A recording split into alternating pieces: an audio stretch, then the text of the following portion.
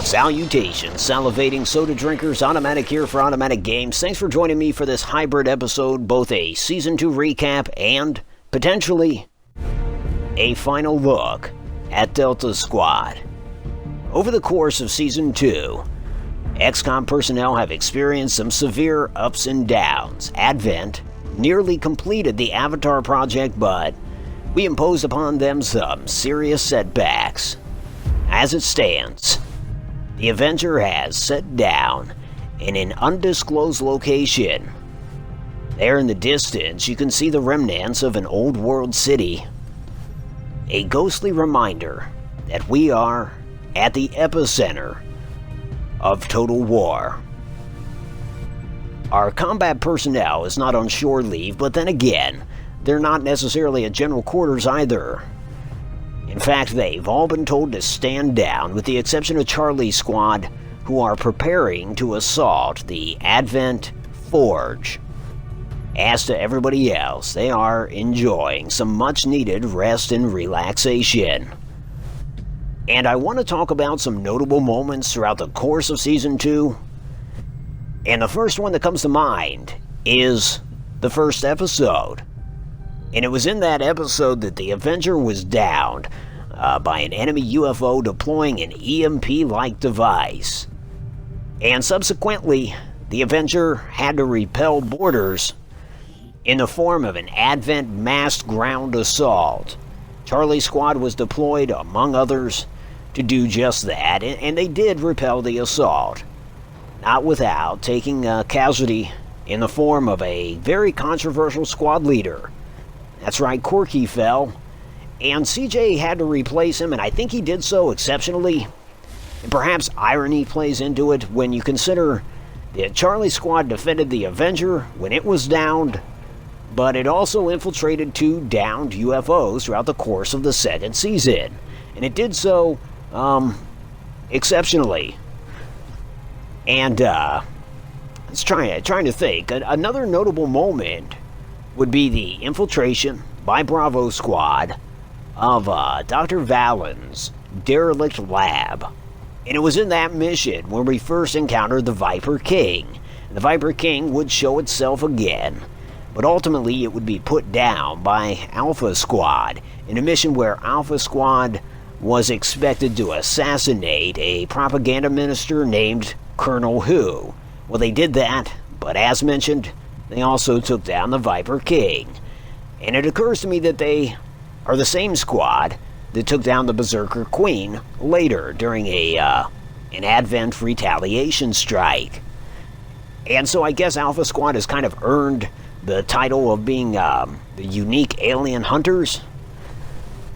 And it remains to be seen, that is to say, the fate of the Archon King. I think of the 3 manufactured unique enemy aliens, the Archon King is the most imposing. And Bravo Squad has had the misfortune of encountering that thing twice now. And in fact, they did suffer death at its hands. But in the course of that, we picked up on some tactics which we could utilize to ultimately bring the downfall of the Archon King. And we hope to accomplish just that in Season 3, but again, that remains to be seen. We also, I mentioned earlier that Advent nearly completed the Avatar project, but they failed to because we assaulted 2 black sites throughout the course of Season 2. One of them was in Chile, and the other one was in Europe. It was in the UK, I guess. If memory serves, yeah, it was in the UK. But because of that, Avatar was, they were stifled. And we hope that they never come that close to completing the Avatar project again, because that would spell catastrophe for XCOM and the world. Now, we also saw some retaliation missions. We saw some progress as well. Let's see, we developed the Proving Ground. And through that facility, we were able to manufacture the Skulljack, which Proxy used against an Advent officer. we developed the Shadow Chamber, and we used the Shadow Chamber to find out the location of the alien forge, whatever that is. I guess we'll find out at the beginning of Season 3. So, while we have suffered some setbacks, we've certainly seen technological progress. The soldiers are all wearing much more powerful armor than they were in Season 1. And they're wielding stronger weapons, and I think these advances will continue to come as time elapses. But of course, that remains to be seen. And in terms of our setbacks, in the Season 1 recap, I lamented the loss of Cider, but had I known then what I know now, I wouldn't take it for granted, but I have developed maybe a thicker skin when it comes to losing soldiers in the field. I mean, hell, now we've got 5 in the memorial, I think. I guess, actually, we'll check that out here in a second. But yeah, I want to say it was 5. It's 5. And I don't welcome any of that. It's all unacceptable, but it's becoming expected. And so I am afraid that we're going to see more deaths in Season 3, though I certainly don't look forward to it. And, I guess in terms of those deaths, to me the most shocking was Noisy Boy, because by that point he was a veteran. I mean, he had been with us since, I think, Episode 2 of Season 1. And, that's not to diminish the deaths of anybody else. Everyone we've lost has kind of hit me hard. But again, I guess I'm getting used to it in a sick, sad way. But here's Cider. Lost him in Season 1. Next up is, Corky. Yeah, in Episode 1 of this season. Zombie Wolf, who took a swing at a mutant close range and paid for it. We learned a lesson from that. Reaper, who fell victim to the Archon King. And, as mentioned earlier, Noisy Boy. But there are a few more deaths, those of Delta Squad. In going back to examine another part of Delta's story, I think it's necessary to take a look at the file of their last new recruit. Bryan Wilks, codename Professor. Born, Washington, D.C., 30 December 2013. Bryan Wilks was a child at the time of the invasion. He was wounded in an attack that killed his entire family, and rescued by mercenaries that left him in the care of medical professionals. Raised, therefore, by nurses, he learned a good deal about medicine. Wilks tends to fabricate much of his story, but he clearly has the know-how to operate as a field medic. So that was the file for Delta's newest recruit, a medic, and Delta was hot on the tail of Habika, whom they had tracked down to Kansas City. Delta was, as always, commanded by Jane Kelly, codenamed Baby Jane. She was taking along a flashbang. She was joined in the field by Staci Fallon, codenamed Player, bringing a smoke bomb. Lee Massod, codenamed Covert, taking the basic kit. That new recruit, Bryan Wilks, codenamed Professor, taking a med kit, of course. Bridget Michaels, codenamed Skeptic, also taking a med kit. And finally, Ciera Jeffories, codenamed C-Def, taking a battle scanner. And that was the makeup of Delta Squad on their last mission.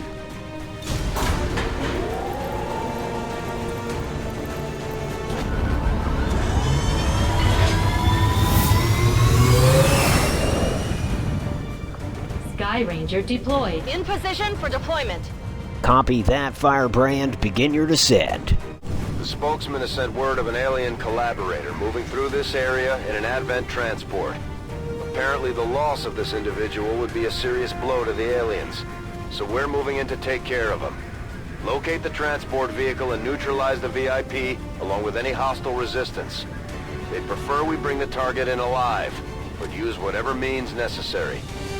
Now, as mentioned in an earlier episode dedicated to Delta Squad, Bridget Michaels, codenamed Skeptic, she knew Habika well, so though she was anxious to be involved in this mission, she did not want it to be ultimately an assassination mission. She almost demanded that they capture Habika alive.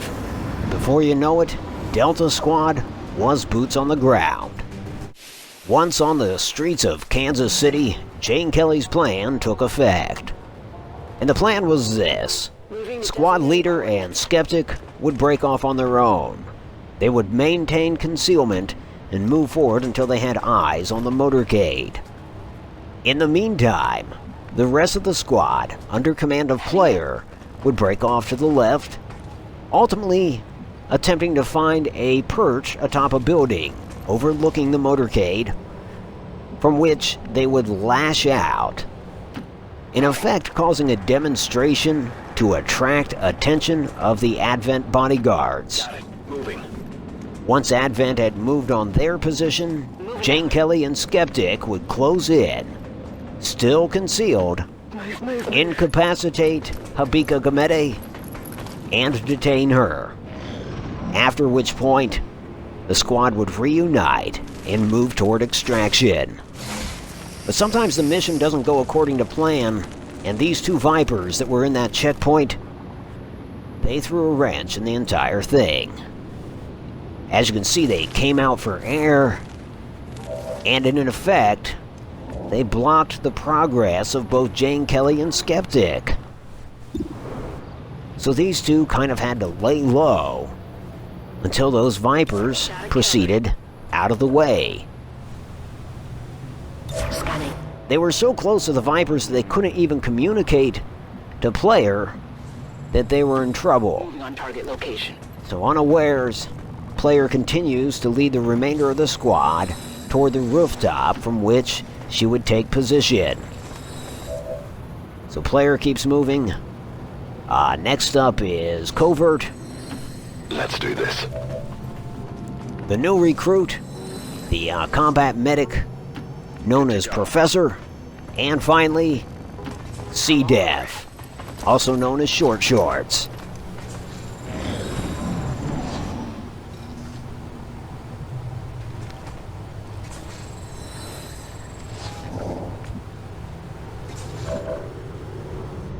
And unfortunately, those Vipers have not moved yet. So Jane Kelly and Skeptic are going to continue to hold position. Affirmative. Covering now. Not so with the other echelon of Delta Squad. Covert leads the way as they continue to move up on the parked motorcade. We've got an enemy squad here. And they've got eyes on the VIP. I gotcha. Target identity confirmed. Menace 1-5. Remember, we're here to capture the VIP if possible. Knock them out and bring them in. It's not a him central, it's a her. But nonetheless, Roger this that. portion of Delta Squad is moving toward the roof, or the building in question, where they will take up positions. No need to ask twice. And they remain unaware that their squad leader and Skeptic are kind of stuck. As to enemies on the grid, we've got one officer, one advanced trooper, and one shield bearer. Of course, we don't want to forget the two Vipers that are stifling the progress of our squad leader. All things considered, Advent has 6 assets on the grid, VIP Habika included. Now the larger portion of Delta Squad is going to maneuver up onto this rooftop led by Player. She'll move as far as she can, shy of being spotted by Advent forces. Next, the impressionable Professor will follow Player. On it.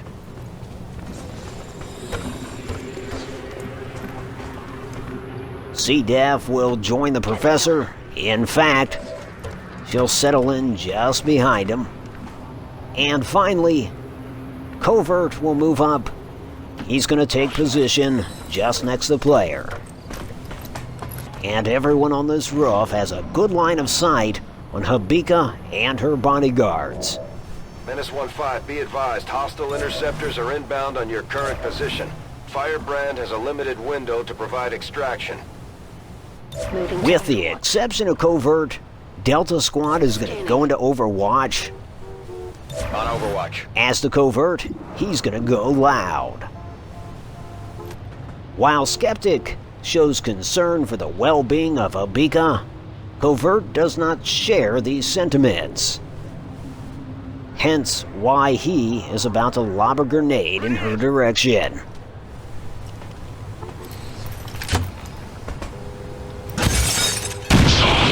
And the VIP isn't killed in the ensuing explosion, but she is wounded along with all of her immediate bodyguards. We've been spotted.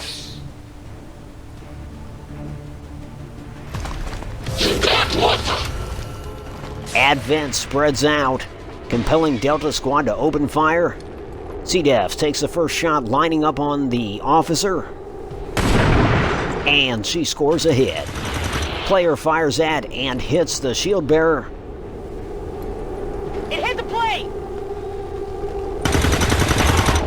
Professor fires at the same target, and the shield bearer is dead. Neutralized. That leaves 5 on the grid. As to Habika, she has no idea what the hell's going on. She just knows she's in the thick of it.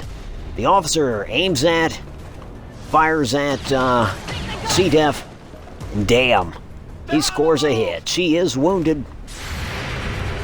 Reacting quickly, she draws her sidearm, returns fire, and scores a hit on the officer. The trooper heads inside for cover, aims his rifle at the roof and fires through, but he fails to hit any member of Delta Squad.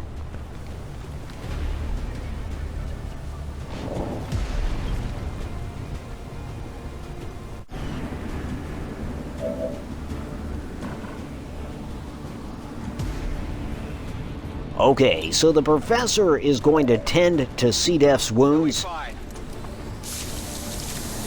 While he's not going to bring her back to full health, he'll at least get her back into fighting condition. Now that she's healed, Professor will move up to this elevated rooftop. We'll call it the crow's nest.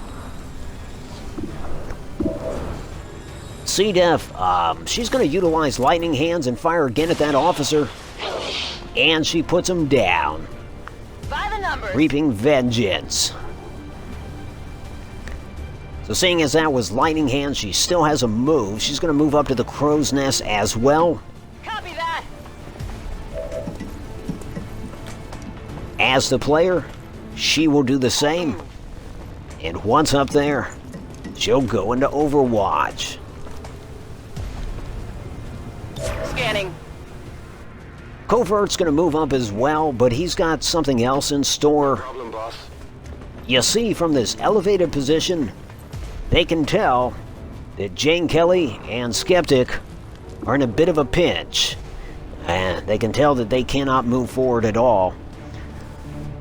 And so Covert's gonna lob another grenade, this one aimed at those 2 Vipers, though it does risk drawing them into the fight.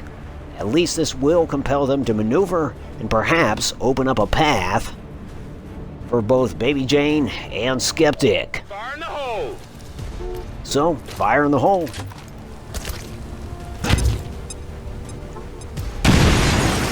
Indeed, both Vipers are wounded.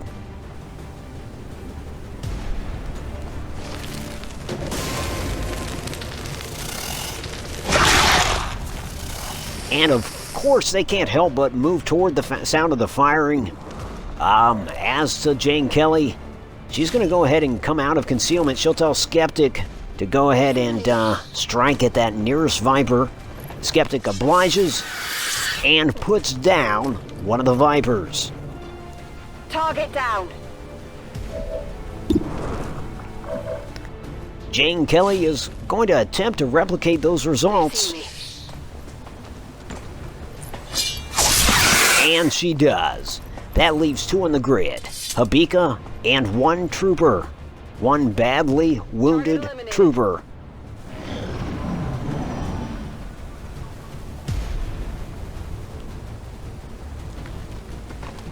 The trooper maneuvers. He produces a grenade. Damn! That didn't feel good. And he destroys the crow's nest. Everyone on top of the crow's nest tumbles 2 stories down. Folks, we've got people down. We've got a lot of people wounded. Chaos ensues. It appears we may actually have dead at this point. Skeptic closes in on and shoots at and kills Habika. And Skeptic is the one that wanted her alive, but she is in a panic. She is enraged. So too is Lee Massod, who turns on the nearby trooper and opens fire. But in his rage, he fails to connect. And there we can see C-Def lying on the ground.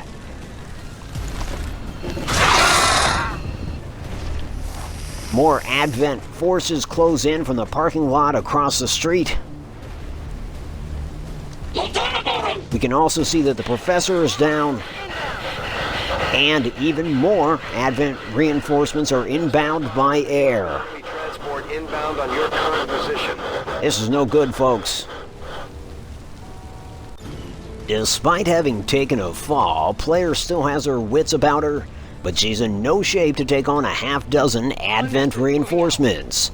So she will fall back, repositioning. She's going to take aim at and fire at that lowly trooper that so devastated her squad. And she exacts vengeance. The trooper is dead. And it's hard to fathom that, yeah, a lowly trooper with one hand grenade was able to create so much chaos. Getting in close. In fact, Jane Kelly's going to close in, moving up next to her old friend Covert. Get it done. She intends to take stock of the situation. And she can clearly see that C-Def Got it covered. and the professor are both down, are both apparently dead. The Advent airborne reinforcements close in, and our boots on the ground. It's going to be one Advent officer, one stun lancer, and a mech. Meanwhile, the other grouping of Advent forces takes action. The Viper lashes out at and binds Jane Kelly.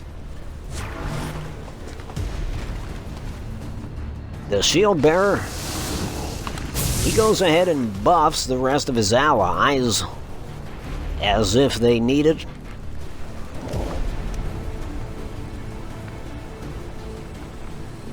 Okay, Massod intends to help his squad leader. He's going to move over behind good cover. The stun lancer takes a reaction shot. Altogether fortunate that it misses. That would have killed Covert for sure. Covert fires at the Viper. And he just barely grazes it. Not enough damage to compel it to release its grip. Now, Skeptic is the only member of Delta Squad at this juncture that remains unscathed. She is going to advance. Good copy. Moving on target. And she's going to search out a target. She's interested in hitting that Viper. She wants it to release its grip on Jane Kelly for sure. And she hits. And it does. All right. Squad leader is free once more. Back over to player. Well, self-preservation is the name of the game. She's going to withdraw through the back door. After all, she's just hanging on to life by a thread. Come get some. Jane Kelly is going to take a swing at this Viper. And her tormentor is dead. Target neutralized. That leaves 5 Advent elements on the grid. Advent forces on the ground. 3 of which are all over the extraction zone.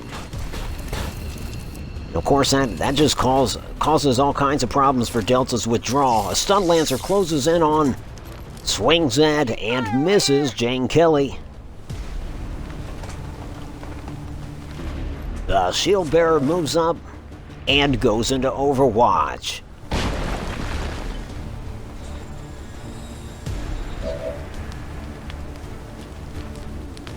Covert, he's going to go ahead and fire at that stun lancer that swung at his old friend Jane. And it's no good. Yeah, I didn't get it. Running dry!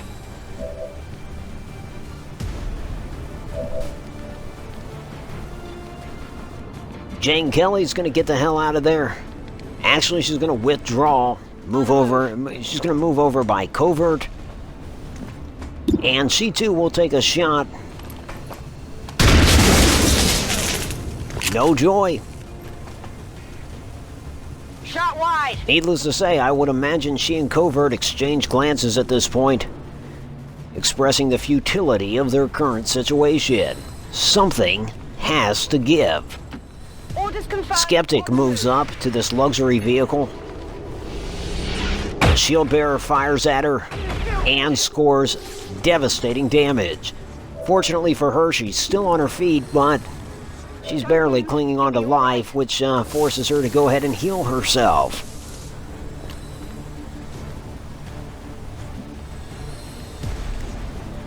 Player, concerned with her own survival, she's going to move one building over. Let's go. She's essentially trying to distance herself from the gunfight at this point. There's not much she can do for her friends. Stun Lancer closes in on Jane Kelly and strikes her, Feels so good.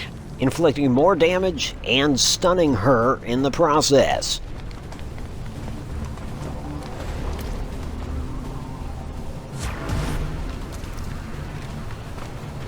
Advent forces close in even more. Another Stun Lancer comes in, this one going after Covert. It hits him. And I tell you, this is almost too depressing to comment on at this point. No. Covert falls. Please, no. He too is likely dead. This sends player into a panic. Though she's at a distance, she opens fire. She doesn't hit anyone, but she does hit that squad car, which explodes.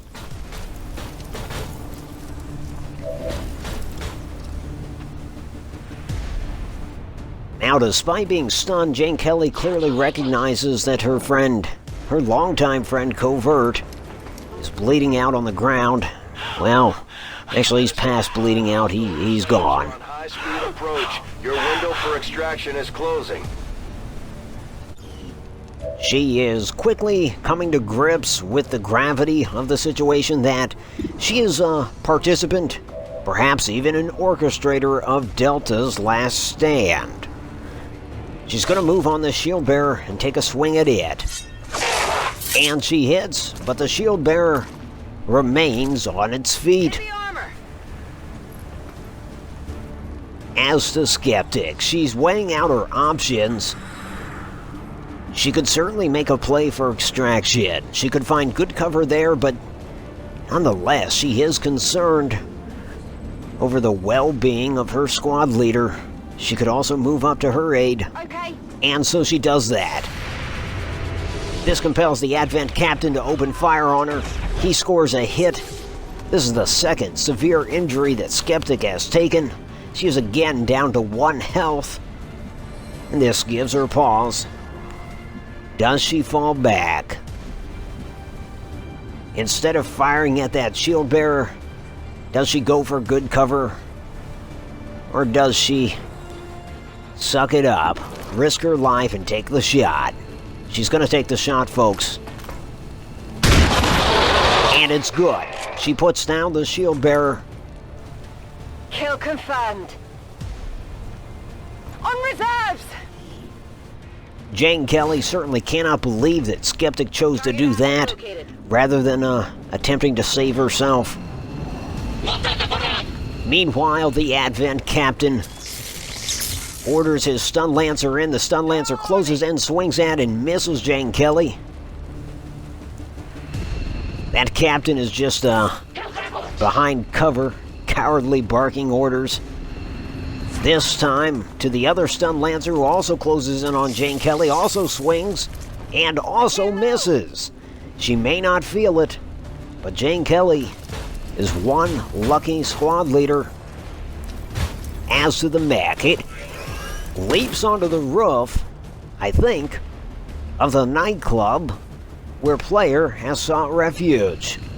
Perhaps it's just trying to establish an elevated position from which it can rain death and destruction on what remains of Delta Squad.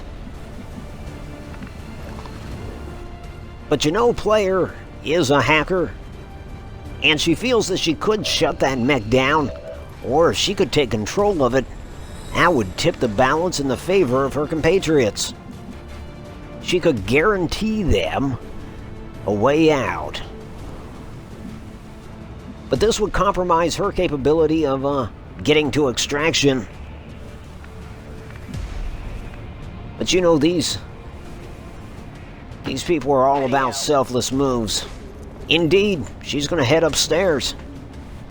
And yet she can't see the mech. She doesn't see the mech. Well, she'll move further. I mean, this ship has already sailed, folks. There's the mech. That's no good.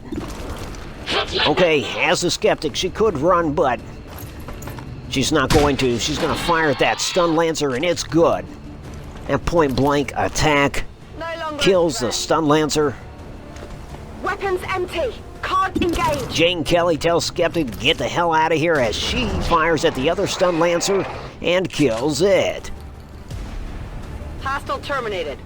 Yeah, the squad leader wants to at least save some of her squad, so she is urging Skeptic to get to extraction to save herself.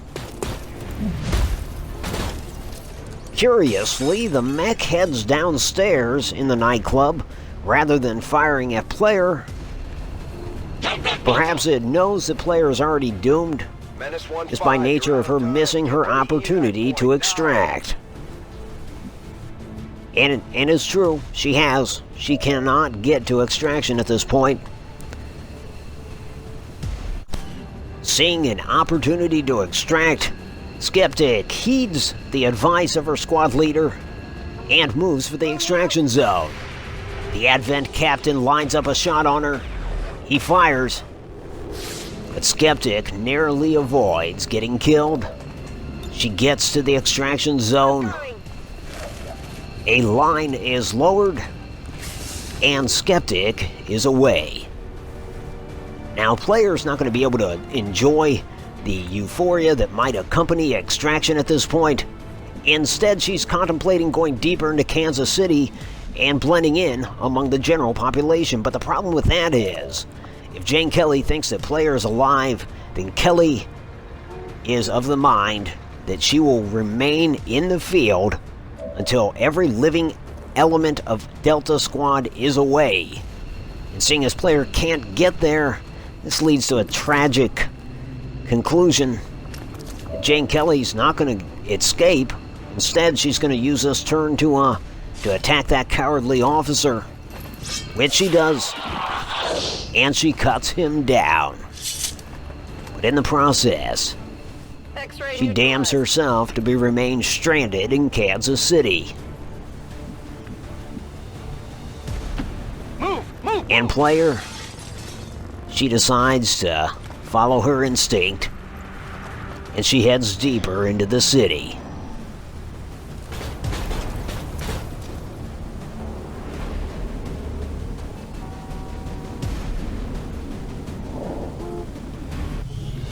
Advent interceptors within striking distance in 30 seconds.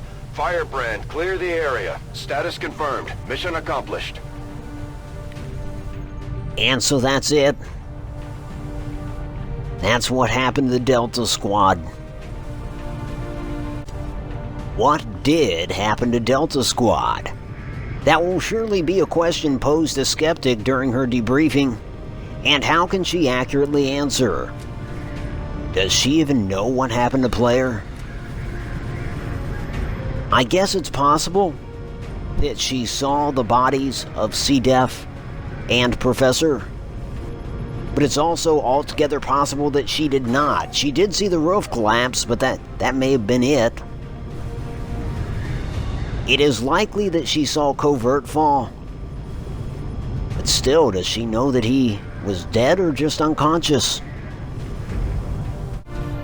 And the last she saw of Jane Kelly, that squad leader, was valiantly fighting Advent as the Sky Ranger flew away.